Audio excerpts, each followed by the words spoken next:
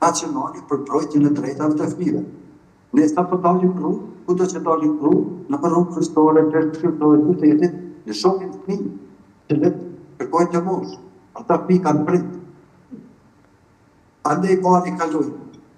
Ministra, polic, gjyqtar, prokuror, zyrtar qendror për punë sociale, dhe asnjë nuk ndërmarr asnjë veprim. Dhe që ti shohim me sy. Andaj, çka kemi reagime, ose çka kemi përgjegjësi, marrim të përgjegjësive nga institucionet përkatëse. Dhe kemi vetëm zbatim, kemi vetëm një përgjithë të aspektet e politisë të ligjore i cilat të reformë nga obligimet kushtetuese, mirë po, kemi fuqisim të institucioneve të vendit për të trajtuar këto gjëra në rrugëtimin e mbrojtjes së fëmijëve. Si referohemi organit qytetarisë.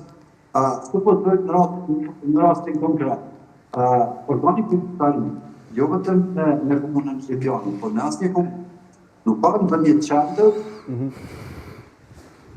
vendoste për një apo të kështu një lloj strejtore në bazën e cilës e caktoi qytetari ligjor nga organi qytetarisë do të ketë përkujdesje për atë fëmijë. Po, megjithatë